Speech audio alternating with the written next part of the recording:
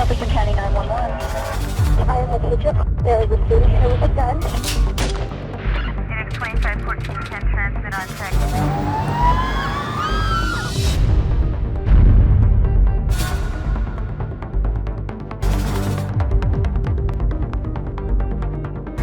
SWAT is being notified. Call 3. All officers stay down.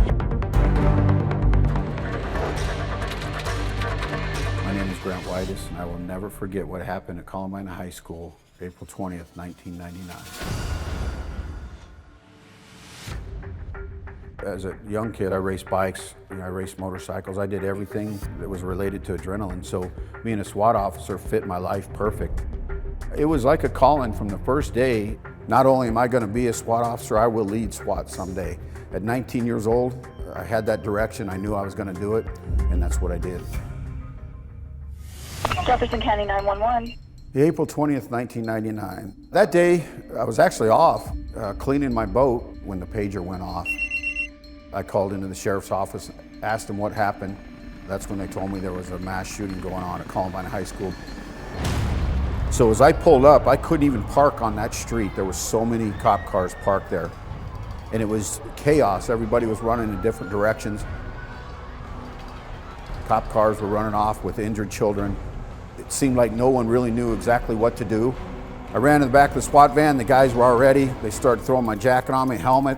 I was asking questions, and basically they told me multiple children shot, bombs are going off, the guys are still inside. There's been some shootings with patrol and them out back, and here we go. Dylan Klebold and Eric Harris. Their ultimate plan was to kill as many people as they possibly could. So they had a host of weapons. You know, they had shotguns, they had the rifles. In addition to that, what they caused most of the devastation with was the cricket bomb. So as they walked, they would strike that cricket bomb and throw it, and as it went off, certainly shrapnel would go in every direction. If you watch the footage, you see them go up down the stairs to the cafeteria, shoot, back up the stairs. So people had been shot or shot at in every location. Jefferson County 911. Yes, I am a teacher at Columbine High School. There is a student here with a gun. The school is in a panic, and I'm in the library. We were being told there was 9 shooters dressed in different attire all across the school. And a lot of that was a result of them moving up and down and firing in every direction. When the bomb went off in the cafeteria, the fire alarms went off, the sprinklers went off, so the rooms were flooded, all the doors shut, they locked. You know, I'd prepared my entire career for being in firefights. All I could think was, I'm gonna get blown up going through this window. It was so loud and so chaotic in there. The first room we came into the cafeteria, we had to break the door open and the children were frozen. It is the first time I'd seen this phenomenon, and it's just sheer fear. And I said, let's go, we gotta get out of here, and no one would move. So I finally reached down and grabbed the first one and just picked him up and pushed him, reached down to grab the second one. By that time, the third one was starting to move, and we'd yell, go, go, go, go, and move them out. Every room we broke into, I assumed we'd be in a firefight. And then finally we worked our way up into the science room. They had went upstairs, they got in a shooting with the teacher, Dave Sanders, as he was trying to clear out the students. What a hero, you know. So there we are holding bandages on him, trying to keep him alive. He went from talking to us to barely breathing in a matter of minutes. And Dave wanted his wallet out so he could see his family. You know, what a hero, and I'm glad I got to, spend his last moments with him.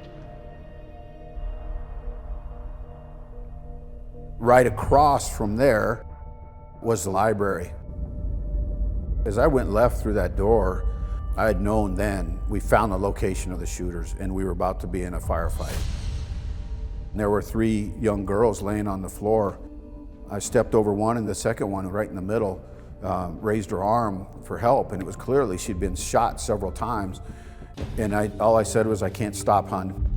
I had to move over them to go stop the shooters. Turn right, and that's where I found Klebold and Harris, obviously self-inflicted gun wounds. I opened the back door and said, get medical in here to get to that young lady that had been shot, and fortunately she survived it.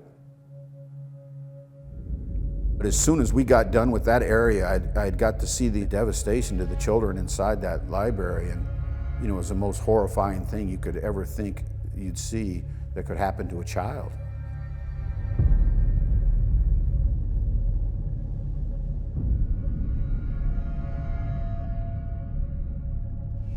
They bring psychologists immediately to the team and make sure everybody's doing okay and no one's cracking right there.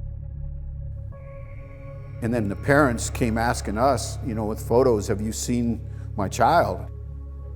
And I can't even fathom what those parents were probably going through.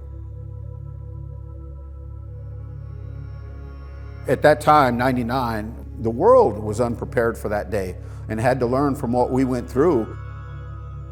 I never thought in a million years I would see children shot in a school, so many of them.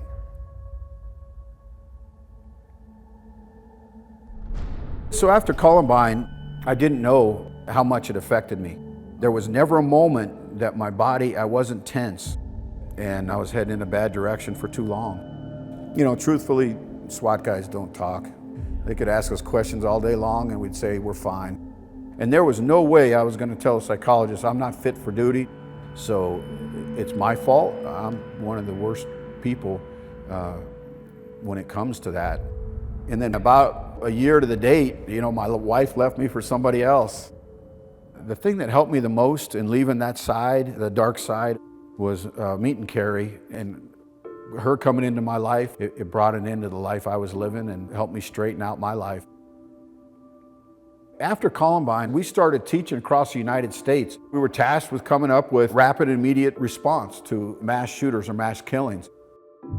It was the worst thing that I'd ever went through, but I had got to educate thousands and thousands of law enforcement officers across the United States on how to do this. And I will train people as long as they will listen. Probably to the day I die, as long as there's one person standing there listening, I'll keep training and I'll keep talking. That's how I'm going to live the rest of my life.